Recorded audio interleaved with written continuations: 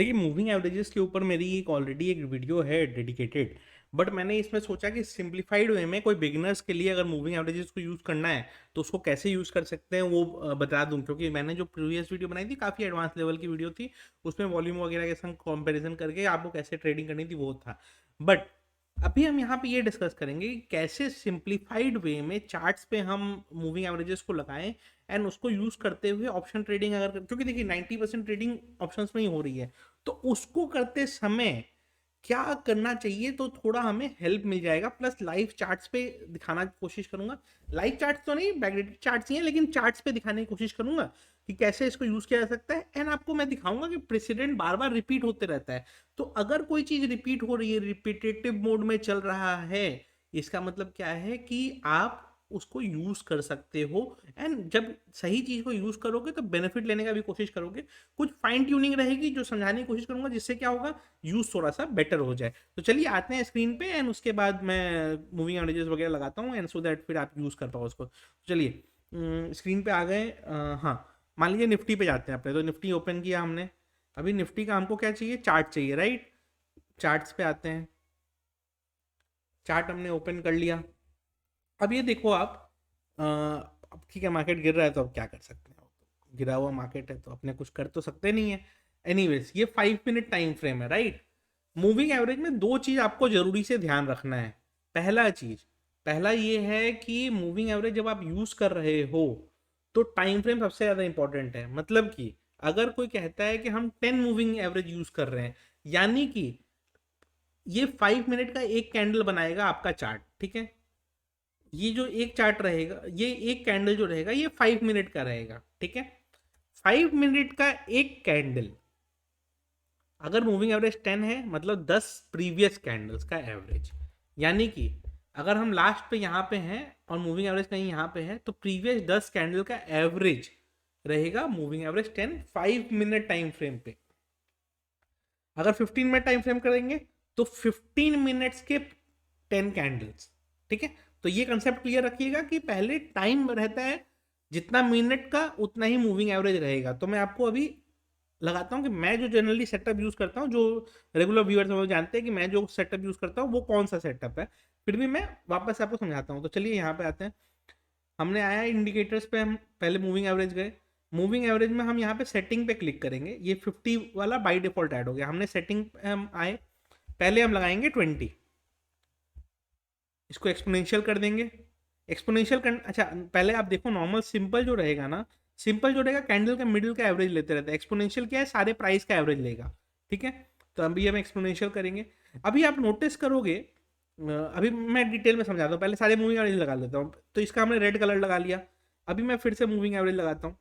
मैं generally 4 moving average लगा के चलता हूँ, ठीक है। अभी 20 तो बन रह गया। अब ये 50 वाला का हम सेटिंग चेंज कर देते हैं, कलर चेंज कर देता हूँ सो दैट आपको क्लियर समझ में आए। 50 को हमने कर दिया ग्रीन। सिंपल था, देखिए लाइन कितना सिंपली चल रहा है। एक्सपोनेंशियल कर देते हैं, प्राइस के संग ये मूव करेगा ज़्यादा। ये हो गया।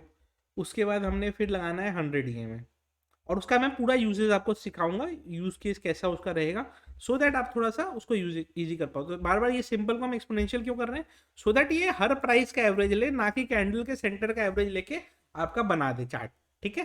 तो हमको हर प्राइस का एवरेज चाहिए, मतलब जितनी ट्रेडिंग हुई उसका सबका एवरेज चाहिए। तो अभी हमने चार्ट लगाना है। तो 20, 50, 100 एंड 200 मैं ये लगाता हूँ। सब लोगों का अपना अलग सेटअप होता है, जिसकी जिस पे मास्टरी होती है वो उस पर करता है। काफ़ी लोगों का अपना अलग सेटअप है, वो अपना अलग सेटअप के हिसाब से अपना करते हैं ट्रेडिंग। अब देखो ये 5 मिनट टाइम फ्रेम पे ये चार हमने लगा दिए। अब इसका कलर थोड़ा चेंज कर दूँ, नहीं तो क्या होगा ना, फिर वो दिक्कत होगी समझने में। हाँ, 100 का पहले कलर चेंज करके कर देते हैं, ब्लैक कर देते हैं। चलिए 100 को ब्लैक कर देते हैं एंड इसको हम लोग कर देते हैं।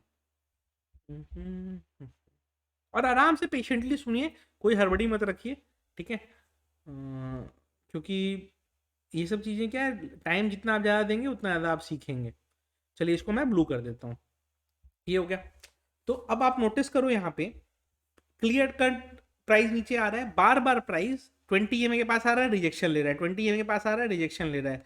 आप नोटिस करके देखो, एक बार 20 EMA टेस्ट करने की कोशिश किया, रिजेक्शन लिया, फिर एक बार 20 EMA टेस्ट करने की कोशिश किया, रिजेक्शन लिया। लेकिन जब यहाँ पे 20 EMA को क्रॉस किया इसने, तो बड़ा मूव दिया, ठीक है। तो अब ये कैसे पता चलेगा कि भाई यहाँ पे एक मूवमेंट रिवर्स हो जा रहा है और यहाँ पे एक बड़ा मूवमेंट बन जा रहा है? तो वो सब भी मैं सिखाने की कोशिश करूंगा। और थोड़ा सा पीछे चलते हैं, अभी थोड़ा सा पीछे चल के क्या देखते हैं। देखिए, जब मार्केट एकदम साइडवेज था, सारे मूविंग एवरेजेस पास आ गए थे। क्यों? क्योंकि लास्ट 40-50 कैंडल से कुछ नहीं हो रहा था। तो 200 day moving average, 20 moving average सब आसपास चल रहे हैं। क्यों चल रहे हैं? क्योंकि सारे मूविंग एवरेजेस के पास में चल रहा है प्राइस, राइट। अब आप देखो, जब इसने तोड़ना चालू किया, एक संग सारे मूविंग एवरेजेस तोड़े, उसके बाद इसकी रिकवरी देखो कितनी स्लो हो गई।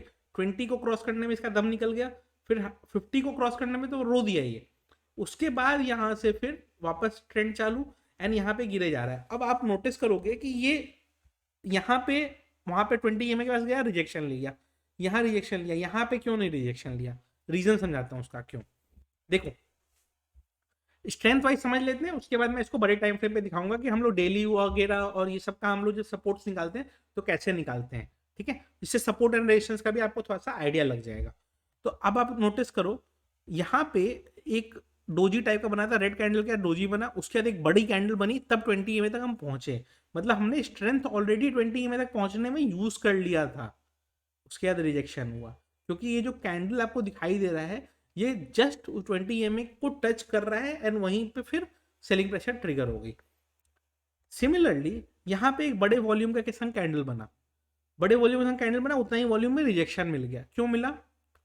क्यों? क्योंकि ऑलरेडी आपने स्ट्रेंथ लगा दिया था। मतलब आपने मूविंग एवरेज तोड़ने में आपको स्ट्रेंथ लग रहा है। अगर स्ट्रेंथ लग रहा है तो वहां पे प्रॉफिट लोग बुक करेंगे। क्यों? क्योंकि लोग मानेंगे कि अभी ये रेजिस्टेंस होल्ड करेगा।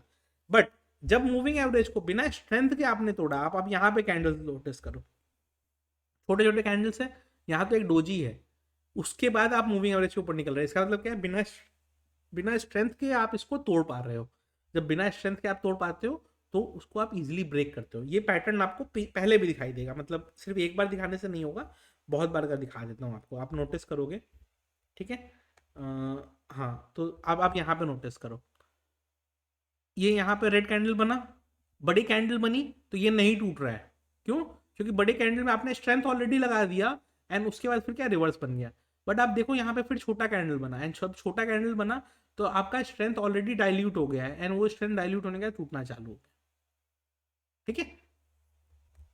सिमिलरली थोड़ा सा और पीछे आते हैं, आपने यहाँ पे देखिए, आप यहाँ बड़ा कैंडल बन के मूविंग एवरेज को टच किया, जैसे ही बड़े कैंडल से मूविंग एवरेज को टच किया, वहां पे मार्केट ने सपोर्ट लेने की कोशिश की। क्यों सपोर्ट लेने की कोशिश करी? क्योंकि स्ट्रेंथ आपने ऑलरेडी लूज कर दिया था उसको टेस्ट करने में। फिर 4-5 छोटे छोटे कैंडल बने। इसका मतलब क्या है? 4-5 जो छोटे कैंडल्स बने, ये क्या इंडिकेट करते हैं? ये इंडिकेट करते हैं कि भाई अब क्या है, बिना स्ट्रेंथ के भी हम इसको बार बार टेस्ट कर रहे हैं। कोई भी सपोर्ट बार बार टेस्ट होता है तो टूटता है, वही चीज हुई। मार्केट ने थोड़ा सा रिट्रेसमेंट दिया, वापस सेलिंग प्रेशर, एंड उसके बाद ये क्लियर कट टूट गया। तो मूविंग एवरेज के नीचे अगर कैंडल की क्लोजिंग हो रही है तो उसमें ये देखना है कि प्रीवियस कैंडल में स्ट्रेंथ कितना है। अगर बिना स्ट्रेंथ के हमने तोड़ दिया तो मतलब कि उसमें वो सपोर्ट नहीं बचा। बट स्ट्रेंथ लगा के हम सपोर्ट के पास पहुंच रहे हैं, इसका मतलब क्या है? वहां पे सपोर्ट होल्ड करेगा। तो ये डिफरेंस आपको समझना पड़ेगा कि बहुत बड़ी कैंडल के संग अगर हम कोई एक लेवल पे पहुंचे, इसका मतलब क्या है? हमने पूरा स्ट्रेंथ लगा दिया वहां पहुंचने में ही, तोड़ने का स्ट्रेंथ हमारे पास अब बचा नहीं, ऊपर की तरफ या नीचे की तरफ, इट डिपेंड्स कि प्राइस कहाँ पे चल रहा है। बट जब हमने बिना स्ट्रेंथ के ही उसको टेस्ट कर लिया, उसके बाद थोड़ा सा और स्ट्रेंथ लगाएंगे तो उसको तोड़ देंगे, अपसाइड हो या डाउन साइड हो, ठीक है। अब आप एक चीज नोटिस करोगे, जब भी ये मूविंग एवरेजेस को तोड़ रहा है, एक कंटिन्यूअस फॉल आ रहा है, एंड बाकी मूविंग एवरेजेस को भी ये टेस्ट करने जा रहा है। यानी कि 20 EMA जब तोड़ा तो ये 200 तक टेस्ट किया, 200 को ऊपर ब्रेक किया तो 20 EMA तक ऊपर गया, राइट। यहाँ पे भी आप नोटिस करोगे तो ये 20 तोड़ा तो 50 तक आया, तो मतलब 20 के बाद 50 आता है इजीली, 50 के बाद 100 इजीली आता है, 100 के बाद 200 इजीली आता है। अभी देखो फिर 20 इसने तोड़ा, ये गिरते गिरते गिरते 200 तक आया, 200 पे इस पर सपोर्ट लेके बाउंस किया, ठीक है। तो 5 मिनट टाइम फ्रेम पे इंट्राडे ट्रेडिंग कोई कर रहा है तो उसके लिए ये बहुत अच्छा सेटअप है, 20, 50, 100 एंड 200 का। अब आप नोटिस करोगे जब इससे रिजेक्शन होता है प्राइस 20 EMA से, तो वो रिजेक्शन भी बहुत शार्प होता है। इसके पास गया, रिजेक्शन लिया, इतना शार्प रिजेक्शन, ठीक है।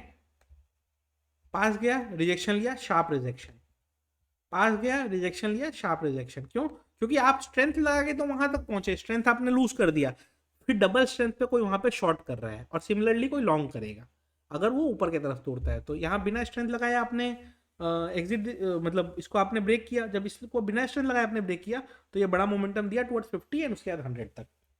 ये तो हम लोगों ने नॉर्मल 5 मिनट टाइम फ्रेम में मूविंग एवरेज का यूज समझा। अब यहाँ पे इसको यूज करते समय ट्रेडिंग आप कैसे कर सकते हो। मान लीजिए यहाँ पे प्राइस क्या चल रहा है, 17,538 के पास ये मूविंग एवरेज चल रहा है, राइट।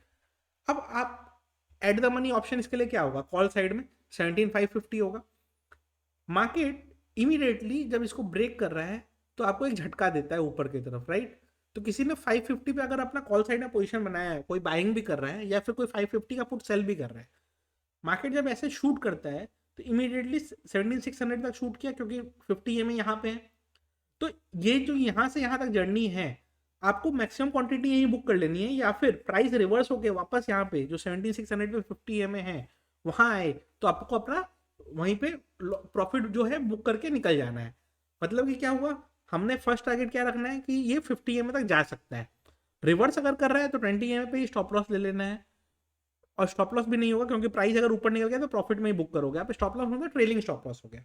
उसके बाद आप ऊपर निकले, जब आप ऊपर निकले 50 EMA तक पहुंचे तो 50 EMA पहुंच गए तो अब आपको ये मालूम है कि रिवर्सल आ सकता है। अगर 50 EMA से डॉट रिजेक्शन हो रहा है तो वहां पे आप बुक करके निकल जाओ। 50 EMA के ऊपर चला गया तो फिर 50 EMA को स्टॉप लॉस बना लो, फिर स्टॉप लॉस और थोड़ा सा ट्रेल करते जाओ करते जाओ। 100 EMA जाके 100 EMA से रिजेक्शन ले रहा है तो उस रिजेक्शन के पास जैसे ही फर्स्ट रेड कैंडल बने या इस तरह का ग्रेवस्टोन डोजी टाइप का पैटर्न बने, ये देख लो आप, ग्रेवस्टोन डोजी इसको कहते हैं, it is a reversal candle, ठीक है। तो इस तरह का कैंडल बने तो वहां पे बुक कर लेना है आपको इमीडिएटली कि भाई नहीं यहाँ से रिवर्सल बन सकता है, ठीक है। जैसे यहाँ पे भी ये जब इसको तोड़ा, इसने भले छोटा कैंडल बनाया बट यहाँ पे ड्रैगन फ्लाई डोजी बनाया इसने, उसके बाद फिर एक नेक्स्ट डोजी बनाया, फिर उसके बाद ब्रेकआउट दिया, राइट। तो अगर रिवर्सल कैंडल आपको दिखाई दे रहा है कि हाँ यहाँ पे रिवर्सल हो सकता है तो वहाँ पे आप इमीडिएटली बुक करो, और नहीं अगर उसके ऊपर निकल जाता है तो फिर 100 EMA को स्टॉप लॉस बना लो, फिर उसके बाद और ऊपर स्टॉप लॉस ट्रेड करते जाओ। ये हो गया, इस तरीके से आप इसको देख सकते हो। और ये चीज ये निफ्टी का मैंने दिखाया, बैंक निफ्टी का देखोगे तो आपको निफ्टी बैंक ये रहा, ठीक है। अब निफ्टी बैंक में भी आपको सेम चीज दिखाई देगा। अब देखो निफ्टी बैंक में ये अपना 50 EMA से रिजेक्शन ले रहा है, निफ्टी ने अपना 50 EMA पे सपोर्ट लिया बट ये देखो 50 EMA तक गया, वहां रिजेक्शन ले रहा है। जैसे ही लगेगा कि यहाँ रिजेक्शन ले रहा है प्रॉफिट एक बार बुक कर लेना है, ऊपर निकलेगा वापस देख लेंगे, 50 के ऊपर निकला तो 100 के तक का टारगेट के लिए फिर से ट्रेड ले लेंगे, बट एक बार वहां बुक कर लेना है क्योंकि हो सकता है फिर जब रिवर्स मारे तो 10-12 पॉइंट नीचे का प्रीमियम अपने को खाने मिल जाए एंड वो बेनिफिट आपको मिल जाए। तो इस तरीके से मूविंग एवरेजेस का यूज किया जा सकता है। अब इसको मैं बड़े टाइम फ्रेम पे दिखाता हूँ आपको। मान लीजिए हमने इसको 1 डे कर दिया, अब ये 1 डे के कैंडल्स हैं, ठीक है। 1 डे कैंडल तो यहाँ पे 200 डे मूविंग एवरेज अगर 39,750 पे है, यानी कि लास्ट 200 दिन का ट्रेडिंग का मूविंग एवरेज इतना लेवल पे है। 100 EMA तोड़ा, इतना नीचे तक आया, 200 टेस्ट करेगा, अगर 200 भी तोड़ेगा तो और बड़ा फॉल देगा, एंड जितना बार भी 200 ये तोड़ते आया अच्छा खासा फॉल इसने दिया है। तो अभी चूंकि मूविंग एवरेज दूर है तो एक रिट्रेसमेंट बनता है एंड उसके बाद वहां से सेलिंग आती है। तो ये चीज अपने को ध्यान रखना है कि कोई भी मेजर एक मूविंग एवरेज है तो वो सपोर्ट का काम करता है। अब जैसे 100 के नीचे गया ना तो डायरेक्ट 200 की तरफ ही अप्रोच कर रहा है, बट 200 पे जाके सपोर्ट लेके बाउंस कर सकता है ये, क्योंकि कुछ दिन पहले भी देखिए 20 EMA तोड़ा तो 50 EMA पे सपोर्ट लेने की कोशिश करी, उसको भी तोड़ा तो 100 EMA पे सपोर्ट लिया इसने। तो अपने को क्या ध्यान रखना है कि अगर डेली टाइम फ्रेम पे कुछ लेवल्स पास आ गए हैं, मतलब जब तक दूर था तब तक तो देखना नहीं था, बट अभी जैसे पास आ गया है तो अपने को देखना पड़ेगा, इनको देख के उस हिसाब से डिसीजन लेना पड़ेगा कि भले छोटे टाइम फ्रेम पे ये अभी दूर दिखाई दे रहा है बट बड़े टाइम फ्रेम पे अगर यहाँ पे 200 डे मूविंग एवरेज है तो वो सपोर्ट है, उस सपोर्ट पे आपको बाउंस मिल सकता है। अब देखिए ये जो इतना सीमलेस तरीके से मैंने चार्ट्स वगैरह दिखाया, ये बेसिकली ग्रो के चार्ट्स हैं।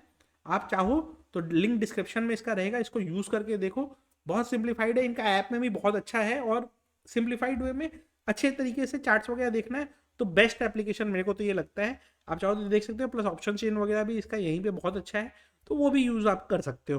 वीडियो अच्छी लगी हो तो लाइक कर दीजिएगा। Investment in securities market are subject to market risks. Read all the related documents carefully before investing.